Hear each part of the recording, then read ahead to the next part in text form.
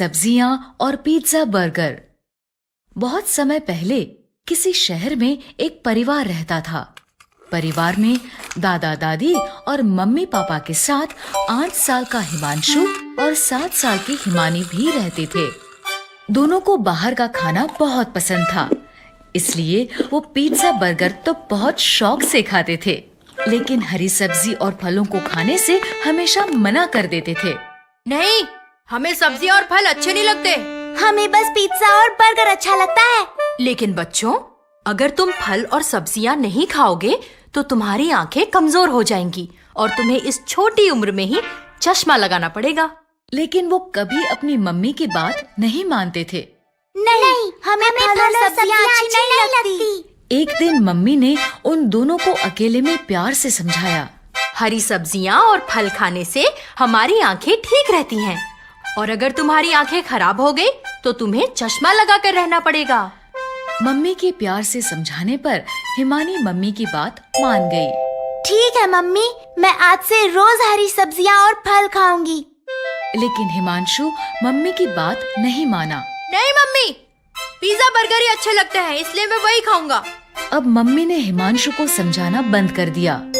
ऐसे ही बहुत दिन बीत गए। हिमानी रोज हरी सब्जियां और फल खाने लगी और हिमांशु पहले की तरह पिज्जा बर्गर ही खाता रहा। एक दिन स्कूल में हिमांशु की टीचर ने उससे कहा, हिमांशु, ब्लैक बोर्ड पर लिखे सवाल का जवाब दो। लेकिन जब हिमांशु ने बोर्ड पर देखा तो उसे सब कुछ धुंधला धुंधला दिखाई दिया। उसने आंखें मसलकर फिर से देखा, लेकिन फिर भी सब कुछ धुंधला ही था। हिमांशु के जवाब ना देने पर टीचर ने उससे गुस्से से कहा, हिमांशु, क्या तुम्हें इतने आसान से सवाल का जवाब भी नहीं पता? रुको, मैं अभी तुम्हारे मम्मी पापा को स्कूल बुलाती हूँ। ये कहकर टीचर क्लासरूम से चली गई। कुछ देर बाद टीचर के फोन करने पर हिमांशु के मम्मी पापा स्कूल आए। मैंने हिमांशु से मैथ का इतना आसान सवाल पूछा था, लेकिन हिमांशु को ये भी नहीं पता कि 2+2 कितने होते हैं। क्या हिमांशु, तुम्हें इतने आसान सवाल का जवाब भी नहीं पता? लगता है तुम आजकल ठीक से पढ़ाई नहीं कर रहे हो। नहीं मम्मी, मुझे पता है 2+2 4 होते हैं। तो तुमने टीचर को आंसर क्यों नहीं बताया? वो इसलिए कि मुझे बोर्ड पर लिखा सवाल दिखाई नहीं दिया। मैंने तुम्हें कहा था ना, हरी सब्जियां और फल खाया करो। देखो, अब तुम्हारी आंखें खराब हो गई।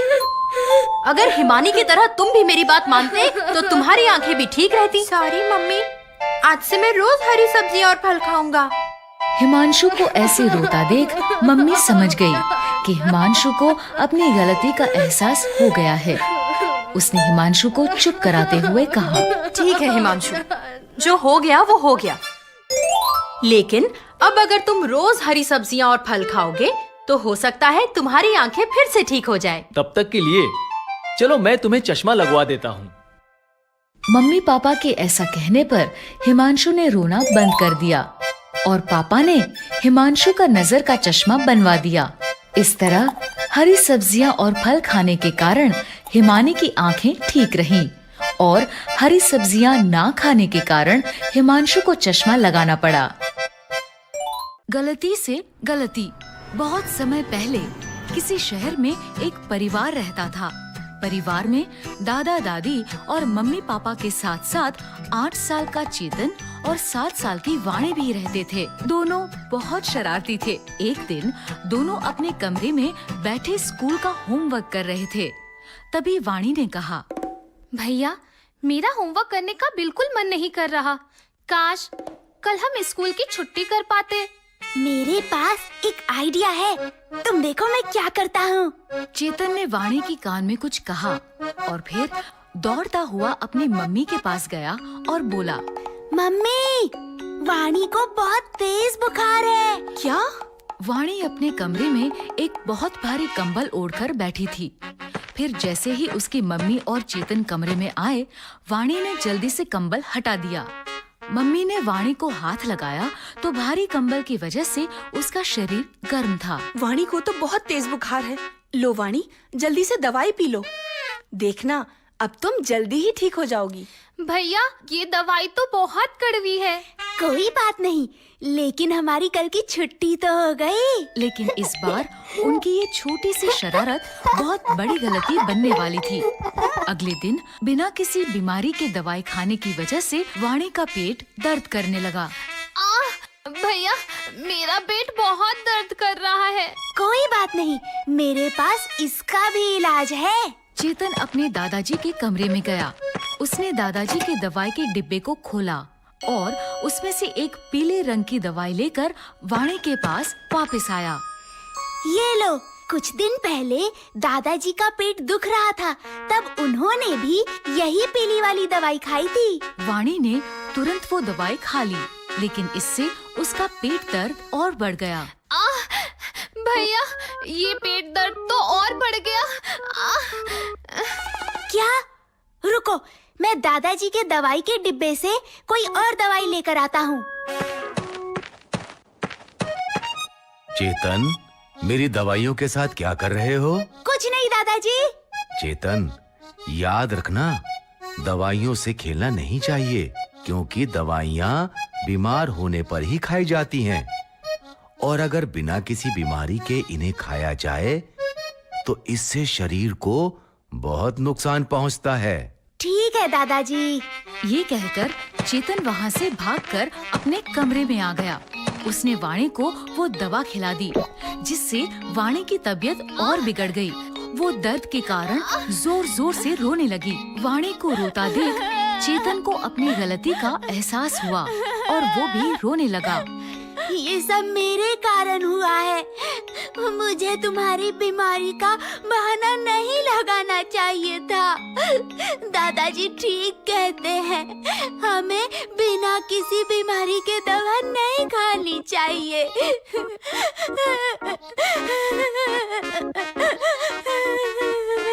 तभी दोनों बच्चों की रोने की आवाज सुनकर दादाजी उनके कमरे में आए। क्या हुआ बच्चों? तुम दोनों ऐसे रो क्यों रहे हो? चेतन ने रोते रोते उन्हें सारी बात बताई। सारी बात जानकर दादाजी ने उन्हें समझाते हुए कहा, बच्चों, गलतियां गलती से ही होती हैं, लेकिन अगर हम उस गलती को बड़ों से छिपाते हैं तो वो गलती गुनाह बन जाती है।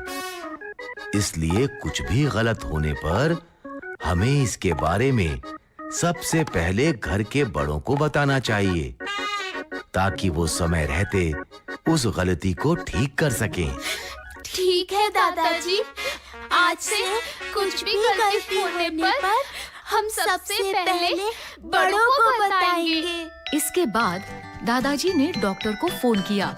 डॉक्टर ने वाणी की ठीक से जांच कर उसे दवाई दी, जिससे वो जल्द ही ठीक हो गई। तो बच्चों, इस कहानी से हमें ये शिक्षा मिलती है कि कुछ भी गलती होने पर हमें इसके बारे में जल्द से जल्द घर के बड़ों को बताना चाहिए, ताकि वो अपनी समझदारी से उस गलती को समय रहते ठीक कर सके। बेबी का मेकअप। बहुत समय पहले किसी शहर में एक छोटा सा परिवार रहता था। परिवार में बेबी नाम की 7 साल की बच्ची अपने मम्मी पापा के साथ रहती थी। बेबी की मम्मी बहुत सुंदर थी और वो बहुत अच्छा मेकअप भी करती थी। बेबी को अपनी मम्मी का मेकअप बहुत अच्छा लगता था। मम्मी को देखकर वो हमेशा सोचती थी कि मैं भी ऐसे मेकअप में कितनी अच्छी लगूंगी। एक बार उसने अपनी मम्मी से कहा, मम्मी, मैं भी आपकी तरह मेकअप करना चाहती हूँ। इस पर मम्मी गुस्सा हो गई और डांटते हुए बोली, बेबी, मेकअप बड़ों की चीज है, इसीलिए तुम मेकअप को कभी भी हाथ नहीं लगाओगी। मम्मी के ऐसा डांटने पर बेबी मान गई, लेकिन उसका ध्यान हमेशा मेकअप पर ही रहता था। एक दिन स्कूल में क्लास टीचर ने भी सभी बच्चों से कहा, कल स्कूल में पेरेंट्स टीचर मीटिंग है, इसलिए सभी बच्चे अपने पेरेंट्स को स्कूल लेकर आएंगे। कल मैं आपके पेरेंट्स को आपकी पढ़ाई की रिपोर्ट दूंगी। ये सुनकर बेबी बहुत खुश हुई। कल मैं अपनी मम्मी के साथ स्कूल आऊंगी। वो खुशी खुशी घर पहुंची और उसने टीचर की बात मम्मी को बताई। मम्मी, टीचर ने कहा है कल स्कूल में पेरेंट्स और टीचर की मीटिंग है, इसलिए आपको कल मेरे साथ स्कूल चलना होगा। वहाँ टीचर आपको मेरी पढ़ाई की रिपोर्ट्स देंगी। ठीक है बेबी, कल मैं तुम्हारे साथ स्कूल जरूर चलूंगी। उम्मीद है टीचर तुम्हारी कोई शिकायत नहीं करेंगी। नहीं मम्मी, टीचर आपसे कोई शिकायत नहीं करेंगी। अगले दिन बेबी सुबह जागकर जल्दी से तैयार होकर मम्मी के कमरे में गई। मम्मी, आप तैयार हो गए? हाँ हाँ, बस मैं अभी तैयार हो रही हूँ। ये कहकर मम्मी ड्रेसिंग टेबल पर बैठकर मेकअप करने लगी और हमेशा की तरह बेबी खुशी से मम्मी को मेकअप करते देखने लगी। मेकअप पूरा हो जाने पर मम्मी ने अपना हैंडबैग उठाया और वो दोनों स्कूल के लिए चल दिए। स्कूल पहुंचकर जैसे ही मम्मी और बेबी कुछ कदम स्कूल के अंदर गए, सभी बच्चे बेबी की मम्मी को टीचर समझकर गुड मॉर्निंग कहने लगे।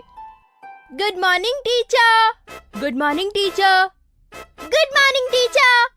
लगता है ये सभी बच्चे मेरी मम्मी को टीचर समझ रहे हैं। समझे भी क्यों ना, मेरी मम्मी इतनी सुंदर जो लग रही है। वो दोनों कुछ कदम आगे चले तो एक दूसरी मम्मी अपने बच्चे के साथ उनके पास आई और बेबी की मम्मी से बोली, टीचर, मैं बंटी की मम्मी हूँ, मुझे आपसे इसकी शिकायत करनी है। बेबी की मम्मी ने उसे रोकते हुए कहा, नहीं, मैं टीचर नहीं हूँ। मैं भी आप ही की तरह यहाँ अपनी बेटी की रिपोर्ट लेने आई हूँ। अच्छा, आपने इतना सुंदर मेकअप किया हुआ है, इसलिए मुझे लगा आप जरूर टीचर होंगी। ये कहकर बंटी की मम्मी बंटी को लेकर वहाँ से चली गई। बेबी को ये सुनकर बहुत अच्छा लगा। इसके बाद बेबी मम्मी को लेकर सीधे अपने टीचर के पास पहुँची। टीचर को भी मम्मी का मेकअप बहुत अच्छा लगा। वो भी उनके मेकअप की बात करने लगी। बेबी की मम्मी, आप तो इस मेकअप में बहुत अच्छी लग रही हो। Thank you. और बेबी की रिपोर्ट्स की बात करना भूल गई। तभी बेबी ने उन्हें याद दिलाया, टीचर, आप मम्मी को मेरी रिपोर्ट्स देना तो भूल ही गए। हाँ, याद आया। आइए, मैं आपको बेबी की पढ़ाई की रिपोर्ट देती हूँ। इसके बाद टीचर ने मम्मी को बेबी की रिपोर्ट दी और वो दोनों घर आ गए। स्कूल में अपनी मम्मी के मेकअप की इतनी तारीफ सुनने और देखने के बाद बेबी से रहा नहीं गया। अब मुझे कुछ भी करके मम्मी की तरह मेकअप करना ही करना है। ये कहकर बेबी सोचने लगी। तभी उसे एक आइडिया आया। आइडिया, मैं मम्मी से छिपकर मेकअप करूंगी और फिर मम्मी को अपना मेकअप वाला चेहरा दिखाकर सरप्राइज दूंगी। ये सोचकर वो जल्दी से अपने कमरे से बाहर आई। उसने देखा कि मम्मी रसोई में काम कर रही है। वो सीढ़ियों से ऊपर मम्मी के कमरे में गई। मम्मी अपना मेकअप बॉक्स ड्रेसिंग टेबल की ड्रॉर में रखती हैं। उसने दराज खोला और उसमें से मेकअप बॉक्स निकाल लिया। आज मैं भी मम्मी की तरह मेकअप करूंगी। और फिर उसने मेकअप करना शुरू किया। एक एक कर उसने लिपस्टिक, नेल पॉलिश, फाउंडेशन सब कुछ अपने चेहरे पर लगा लिया। इसके बाद उसकी नजर मेकअप बॉक्स में रखे काजल पर पड़ी। ये काजल तो मम्मी का फेवरेट है। इसे मम्मी रोज अपनी आँखों में लगाती है। मैं भी इसे जरूर लगाऊंगी। लेकिन बेबी जैसे ही काजल लगाने लगी, काजल पलकों की जगह उसकी आँख में लग गया। इससे उसकी आँख जलने लगी। मेरी आँख! काजल मेरी आँख में चला गया। वो दौड़कर बाथरूम में गई। उसने आँखों में पानी डाला। इससे काजल और बाकी मेकअप भी उसके मुंह पर फैल गया और उसकी दोनों आँखों में चला गया। आँखों में जलन के कारण वो जोर जोर से रोने लगी। मेरी आँख! मम्मी, मेरी आँख बहुत जल रही है। उसका रोना सुनकर मम्मी उसके पास आई। बेबी के चेहरे पर लगे मेकअप को देखकर मम्मी ने हैरानी से कहा, ये तुम्हारे मुंह को क्या हुआ? मम्मी, मैं तो बस आपकी तरह मेकअप लगा रही थी। मैंने तुम्हें मेकअप से दूर रहने के लिए कहा था ना। सॉरी मम्मी, मैं तो बस आपको सरप्राइज देना चाहती थी। उसे तकलीफ में देखते हुए मम्मी ने पहले उसके मुंह और आंखों को ठीक से साफ किया। फिर उसे समझाते हुए बोली, बेबी, मेकअप बड़े लोगों की चीज होती है। छोटे बच्चों की स्किन बहुत नाजुक होती है और मेकअप में बहुत से केमिकल्स होते हैं जिससे छोटे बच्चों की स्किन खराब हो सकती है। इसीलिए मैं तुम्हें हमेशा मेकअप से दूर रहने के लिए कहती थी। और वैसे भी मेकअप लगाने के लिए बहुत प्रैक्टिस करनी पड़ती है। बिना प्रैक्टिस के मेकअप लगाने से ऐसा ही होता है। आखिरकार बेबी समझ गई कि मम्मी उसे मेकअप से दूर रहने के लिए क्यों कहती थी। उसने मम्मी से कहा, ठीक है मम्मी, मैं बड़ी होने पर और अच्छे से मेकअप लगाना सीखने के बाद ही मेकअप करूंगी। इस तरह बेबी मेकअप के बारे में एक इम्पोर्टेंट लेसन सीख गई। तो बच्चों, इस कहानी से हमें ये शिक्षा मिलती है कि छोटे बच्चों की स्किन बहुत नाजुक होती है, इसलिए उन्हें मेकअप नहीं करना चाहिए।